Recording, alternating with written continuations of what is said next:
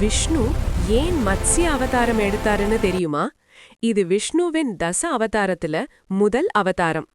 ஒரு நாள் ராஜா சத்யவிரதா நதியில தண்ணி எடுக்கும்போது ஒரு சிறு மீன் அவன் கையில் விழுந்தது. மீன் சொன்னது, ராஜா, என்னை காப்பாத்து, பெரிய மீன்கள் என்னை சாப்பிடும். ராஜா அதை குளத்தில் வச்சான். ஆனா மீன் வேகமா பெரிது ஆயிடுச்சு.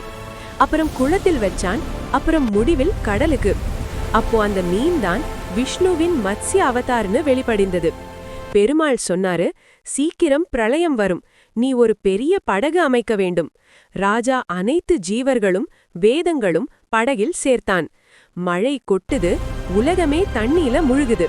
மத்ஸ்ய அவதார் படகை தன் கொம்பில் கட்டி வழிகாட்டினார். பிரளயம் பின்பு விஷ்ணு ராஜாவை ஆசீர்வதித்து புதிய உலகத்தின் ஆரம்பத்தை கொடுத்தார். இந்த மாதிரி கதைகள் பிடிச்சா சப்ஸ்கிரைப் பண்ணுங்க.